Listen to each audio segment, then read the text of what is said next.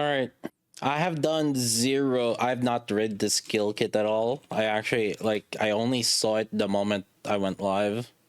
So, let's see. Rapi Red Hood, aka RRH. MG7 Dwarf 0? Oh, shit. Red Hood is a powerful attacker who fires powerful projectiles depending on squad formation. On squad formation, she can be used as burst one or burst. Oh, okay. Okay, that's what they meant. And also applies damage as strong element to wind and electric code enemies. Sure. Let's see the animation. What do you think of me, Commander? I'm curious to hear your thoughts. The back quality not as good, chat. Not. It's I.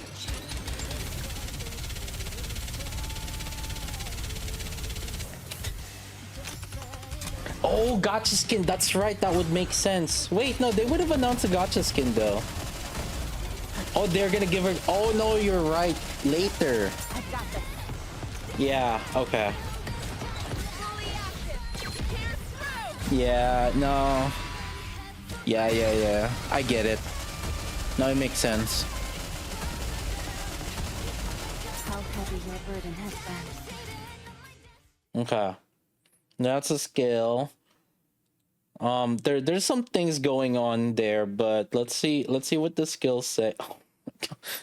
Okay, this is like a problem with gacha games. I swear to fucking God. Or like, you know, as the games progress and go further and further, like we're starting to read essays at this point. Like, seriously.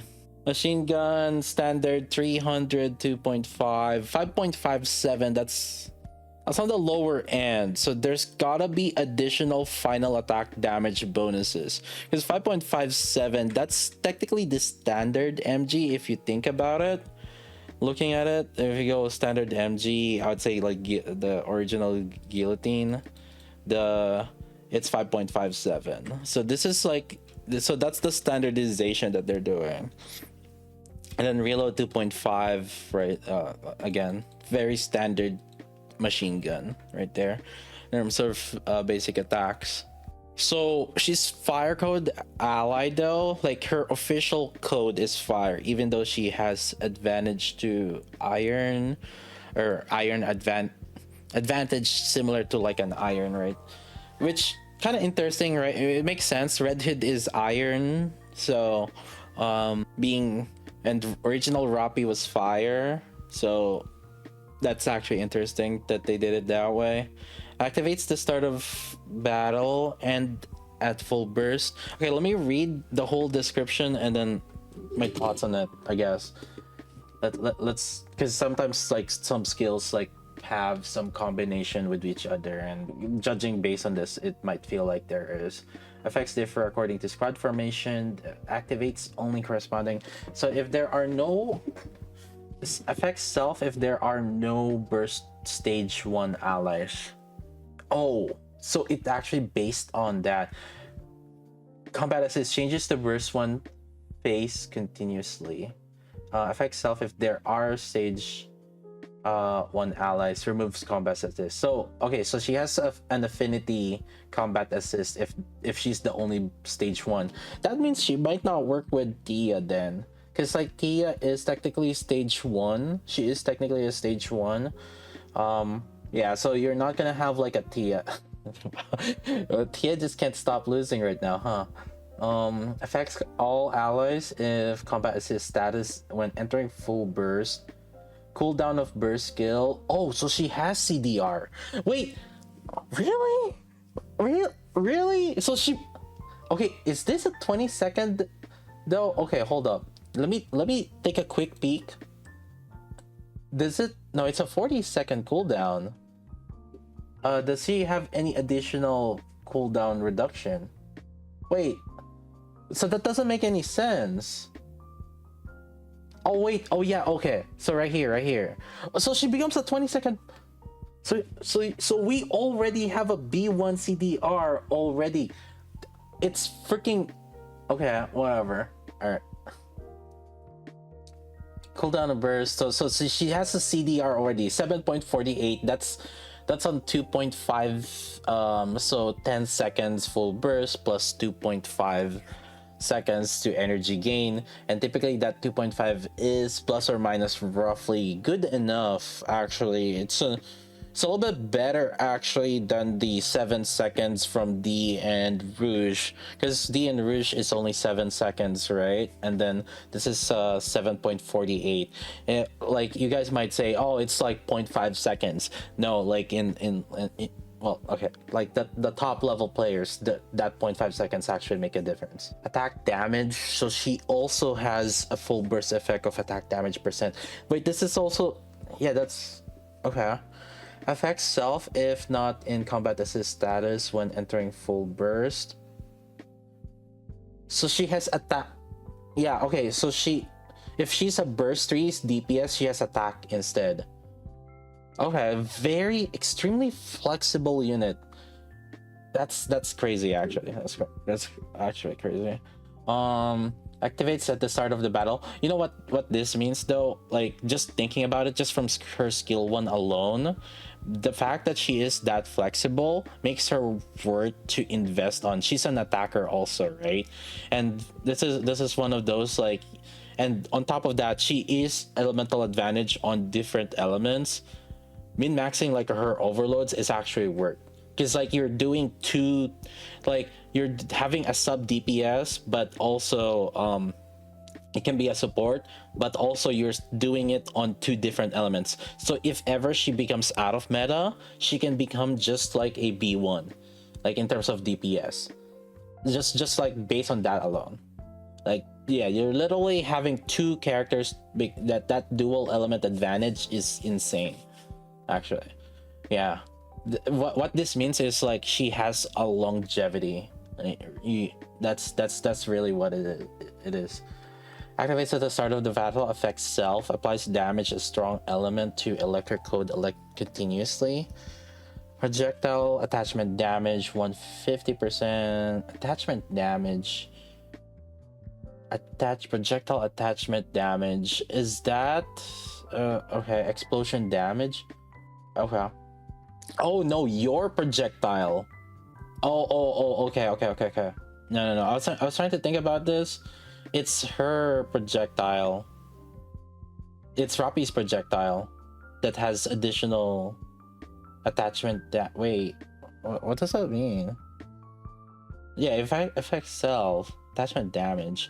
So there's like scaling, additional scaling on her basic attacks. Activates after 120 normal attacks, affects self. Attachable projectiles. Effect launches attachable projectiles that. Oh, okay. So, all right. I was ahead of myself. There's this second part. Launches attachable projectile that attach to hit locations when entering full burst. The projectiles explode. Hold up. Let me see here.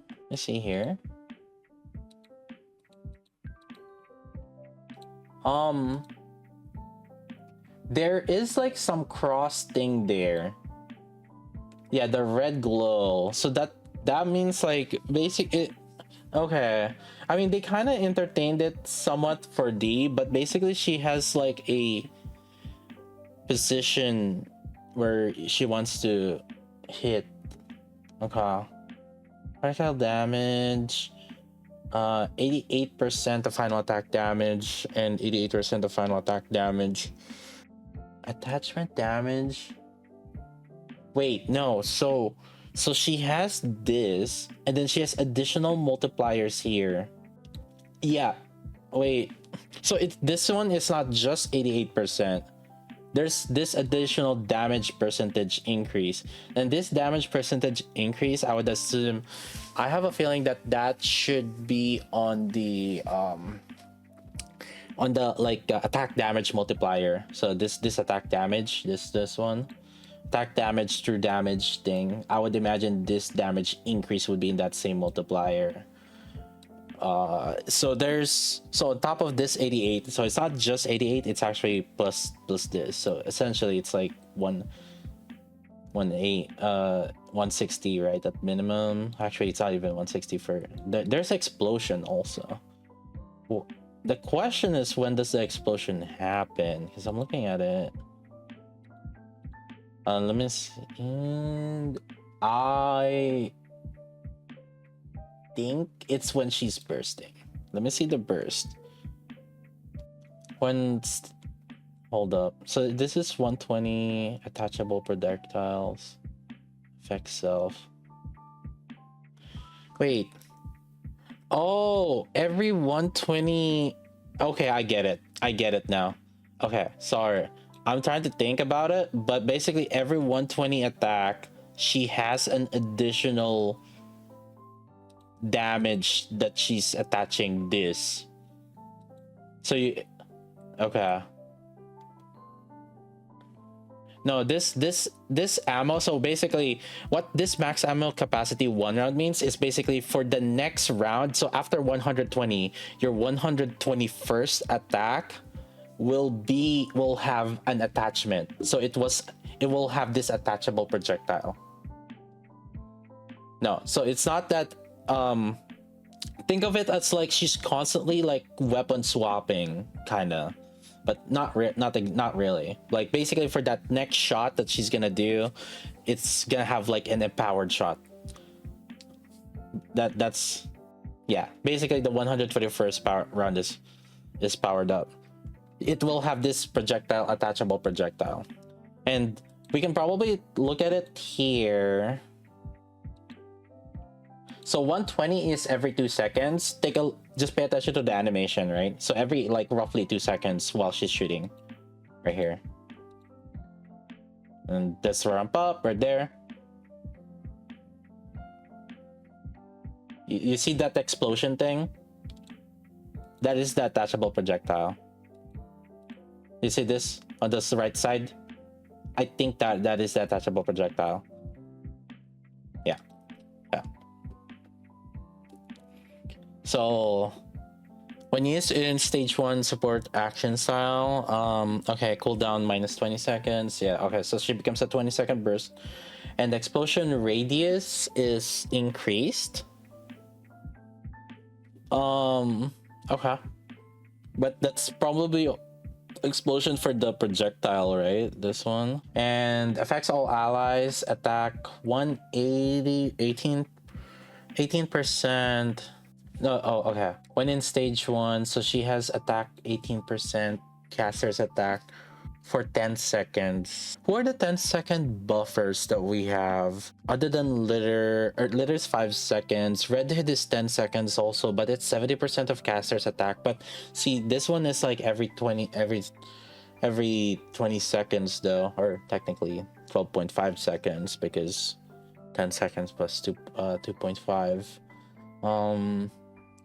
Okay, so her support capability in terms of if she's burst 1 is primarily this, which is 18% only. It is better than volume if you think about it, to be fair. It's already better than volume, which is like crit based and 5%. Her being an attacker makes her attack buff actually more valuable than Rouge, because Rouge for attack, obviously Rouge has value for the HP units, but if we're talking about just the attack value, she is actually more valuable than Rouge, because Rouge is 15% of caster's attack for 10 seconds, and also she's a supporter.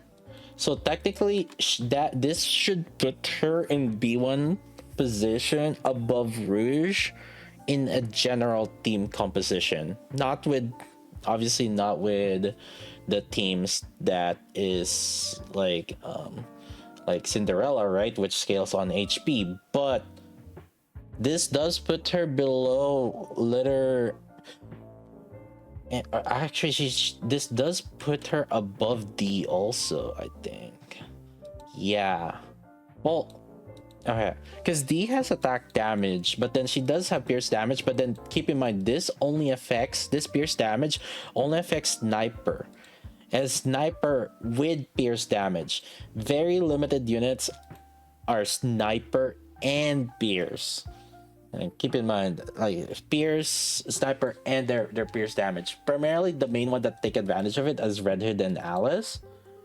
But Mari is like, she doesn't gain consistent pierce also, and also she's just a B2, like not really. Maxwell is also not really, it's only her burst that's piercing, so like not Haran is like lol, and Nihilister is also lol. So yeah, and basically, so this, in a buff sense, it does put her above D and Rouge in terms of general team building. This can put her above Litter if we're gonna compare how Litter buffs defenders. So just looking at this, right? Because keep in mind, like, something, defenders have roughly like 60%, plus or minus, defenders have roughly 60% attack of attackers, right? So let's say Litter, she provides about roughly 80% attack of their attack, so which is for 5 seconds, right? So let's say that Litter, and I've mentioned this before, right? Litter, you can actually use her for Cinderella, right? But let's say that Cinderella has a 100. Actually, let's take it. So an attacker has about 100k attack, right? Let's start with that. So that means that Cinderella would have 60k attack, plus or minus. This is just, it's not exactly that the numbers, but then Litter buffs 80% attack for 5 seconds, so that 60k attack actually comes in, right? 60k times 1.8, right? So 108. So then when Litter, she has 100k attack for 5 seconds, and then goes back to the rest is like 60k attack, right? In a full burst. Just see, right? Now, if we put in Rapi Red Hood here, Rapi Red Hood, that's 100k attack instead. And she gives 18%. She gives 18% attack of it. So then that would be 18k attack. And this is going to be kind of like additive to it. So that means that Cinderella here for RRH, if it's RRH, so this is what Litter and RRH, so then it would be like 60k plus 18k, which is like 78k, but that's for 10 seconds.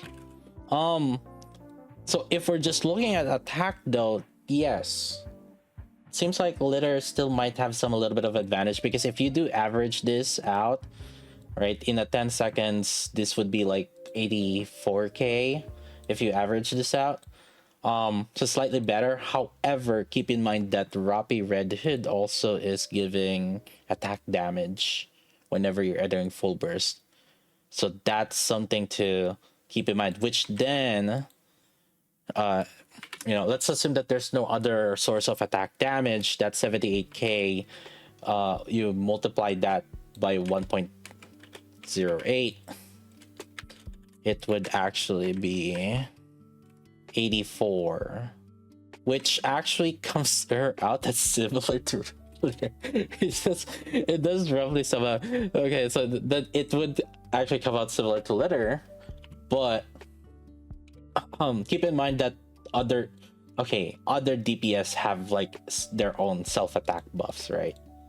Like they have their additional attack, they have their own like percentage attack buffs. So obviously, if we're looking at it on the flat, where we're gonna assume that the unit doesn't have anything else, it actually comes out, okay, this is just obviously raw math, right?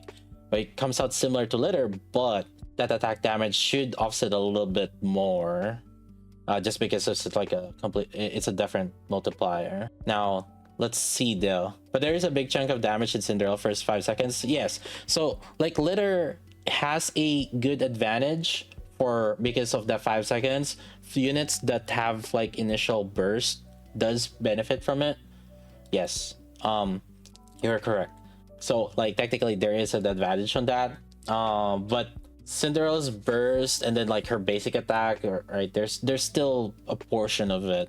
Now let's take a look though at what else is in here. The stage 3, because okay, if she is a DPS instead, 2.8k final additional damage, explosion radius, projectile attachment damage for 10 seconds.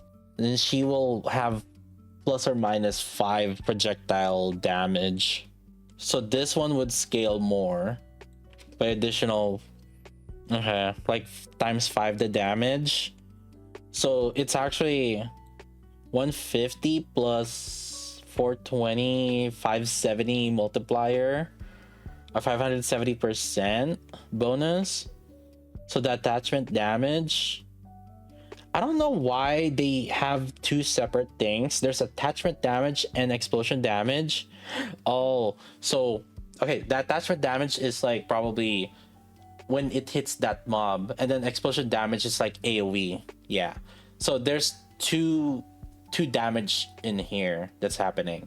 So there's the initial impact, the attachment damage, the one that gets it will get that much damage, and then the explosion gets additional. Okay.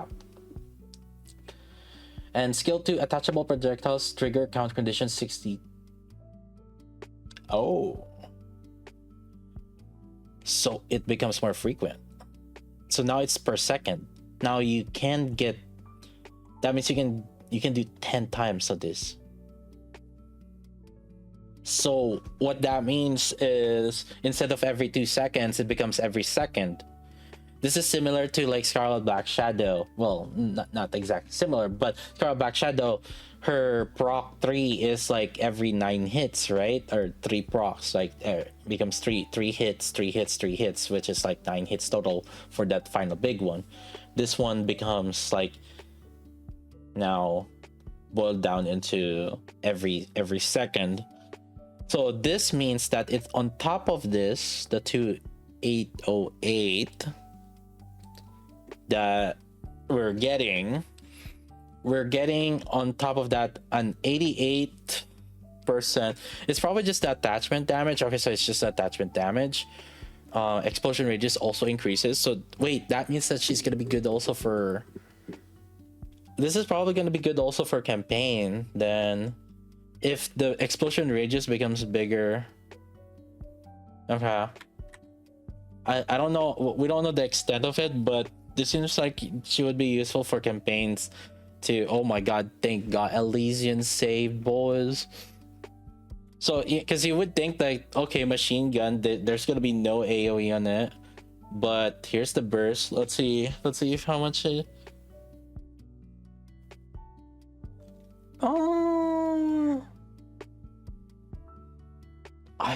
I don't know if that's gonna be really good in, I wonder if this is gonna be good also for PvP. That would be crazy though. Yeah, because this is a 10-second duration of AoE. Oh my god, is this gonna be the first MG that's gonna be meta in PvP? That would be interesting actually. This is also, yeah, this is a 280. This is a 2.8 nuke on one person. Okay. Yeah. Oh, also this damage again. Let's also calculate the little bit of the burst damage. Do you know the number of like Cinderella percentage wise, like total? But okay, let's add this because Cinderella's hitting. Let's see here. So it's 88. You never calculate it, that's fine. Well, So 88 times 5.70, well, plus 1, which is the base multiplier, so 6.7. 589 every second. But that's only the attachment. We're also having 88 times 100, or that times 88 times 2 from the explosion damage. It's 176. So 5 plus 580, that's 765. Also keep in mind, here's one thing that I like in here, in case you guys didn't know. So I just want to explain to you how stupid Cinderella's burst is. This is just something to keep in mind for some of you. Some of the numbers here are kind of misleading. And this is something that Shift Up can never really address. So you see this 1365 from Cinderella. So here's the thing. That 1365, and it's attacked sequentially for 10 times, doesn't get the buff from full burst multiplier. So basically, because what happens is they trigger the burst, it snapshots the numbers, and then after that applies the full burst effects. So full burst effect, in case you guys don't know, there's like additional 50% damage, and like, you know, the full burst effect, right? Think of like Maxwell full burst effect bonus. So the first pop off doesn't have the buff effects on Cinderella.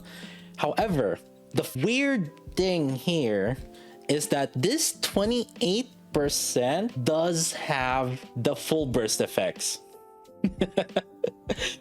So half of her burst for Cinderella doesn't have the buffs. The second half, which is only 28%, has the buffs. So that's why, like, when someone complained to me, hey, why does the second part number is like bigger? Because Shift Up don't know how to code. Yeah. Well, to be fair, that's probably also why they put the number lower here. But in any case, just for fun fact. But that also would mean that there's a good chance, keep in mind, that this first burst doesn't.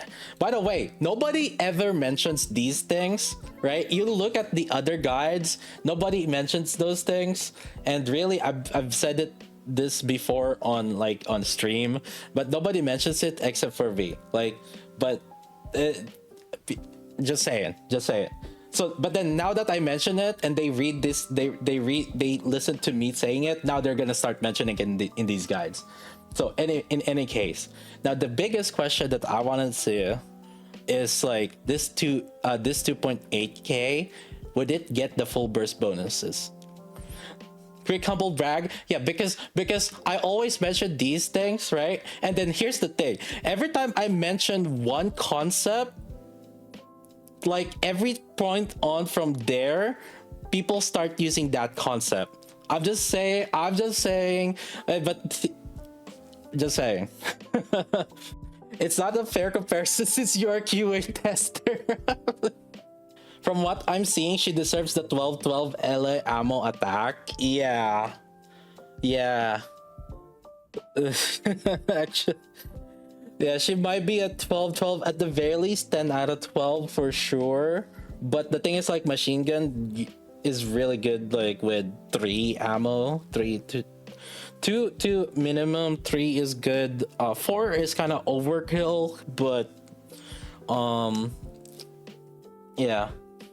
In any case, this is really worth. Keep in mind, right, chat? This is really worth to multiply or to invest on, because you're not just investing on one DPS for one element, and also she has that longevity. Because right now she can be put as a burst 1 CD, a burst 1 unit. And see, on non-fire advantage and iron advantage, because she's advantage on wind and electric, so fire and iron advantage, on none of those, we can put her as a B1 unit. And keep in mind also, this B1 actually might change a little bit, because right now it's 7.48, right? And the thing is, there is no ramp up. There's no ramp up. This puts her above D and Rouge for top rankers out there that actually can min-max the burst rotation. We are actually reaching the unprecedented 15 full bursts, which is actually 14.5. Sorry, 14.2. So in a 180 is you do 7.48. Sorry, oops. 180 divided by 12.52. Yeah, 14.3. So we are actually getting 14.3 bursts. And this is unprecedented because the other ones for D, you cannot do it. Litter, you can't also do it because there's ramp up time. The like for litters, maximum was like 14 and 14 full bursts, and for D and Rouge is also 14. So what that means is if you're not using her as a DPS, this 7.48 for like the top rankers is actually extremely huge.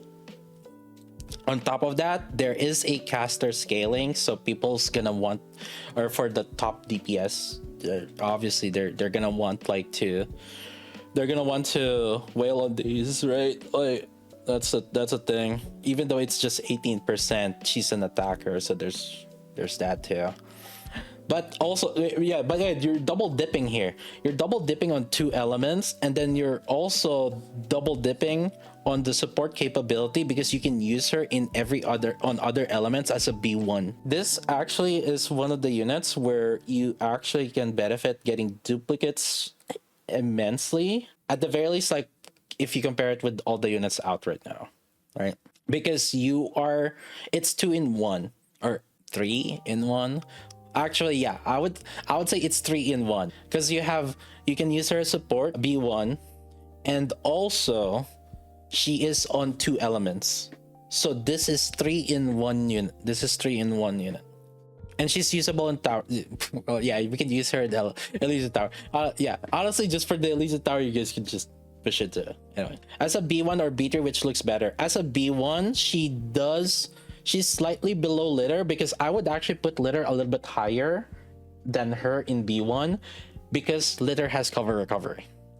So I would actually put her that. However, she can make it up by her doing more damage because you're likely going to invest a lot in her. So she's going to do more damage because you're investing a lot in her. So technically, I guess offensively, I guess she would be better than litter. Yeah, because for litter, you're not really min-maxing litter, right? Let's be real here. You're not gonna be min-maxing litter's overloads, but for Rapi Red Hood, you're gonna be min-maxing her overloads, right? So you're gonna get some good damage mileage on her. Being machine gun also makes her hit the core a lot more frequently, so there is additional things on it. If you actually look at Crown, right? Crown actually does a pretty good amount of damage just from that. Yeah, the litter's cover recovery is really good though, so like it's not completely useless. But here's the thing, right? Let's say on the last solo raid with the ice dragon, I don't think the cover recovery was actually necessary in the Mari team. So if we're using like litter with the Mari team, the cover recovery from litter was not really necessary. The boss does like that laser thing, but if you time your burst, like it's gonna hit Scarlet Black Shadow or Alice. It's gonna rotate between the two, so you can kind of manipulate that too. So like in that situation, I don't think the cover recovery was necessary, and also because Mari was destroying the missiles, right? Yeah, so that's why. So in that situation, let's say if Rapi Red Hood was out, it was already like, so you would have probably better used Rapi Red Hood instead of litter in that team, right? Just putting it to perspective, here's another thing also. I guess like she doesn't increase the ammo, so like one of the reasons why you can't really use litter is because like I guarantee you there would have been a number of people that would have used litter in the infinite ammo team with Summer Anise, but because litter increases ammo, it gives Summer Anise's damage. So that ammo capacity increase from litter does in a little bit sometimes, right? So that's just one situation, because otherwise we would have used litter with the Anise team, the infinite ammo team. But instead, you know who we used? We used we used volume. We used either volume or the killer wife for the infinite ammo team. Yeah. So if Rapi Red Hood came out there, since it's electric advantage, Rapi Red Hood would have been used as a burst 1 on the Ice Dragon, and she would have been in the team with likely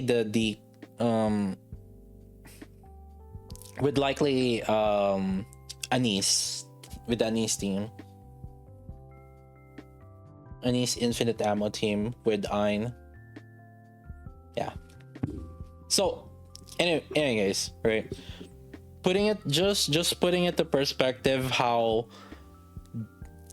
Rapi Red Hood is a bit more flexible.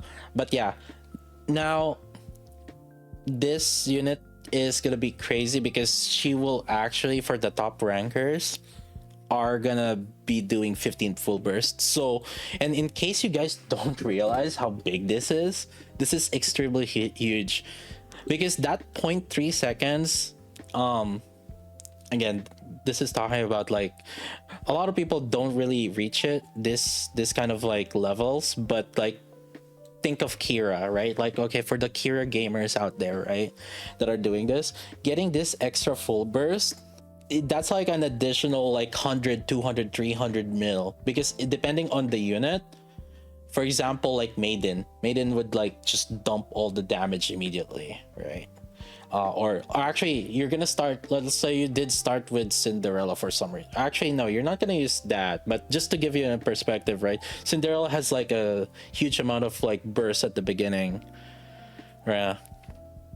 So yeah, skill 1, yeah, I mean this is gonna be likely max. It's probably a scaling amount, the cooldown, how much the cooldown is.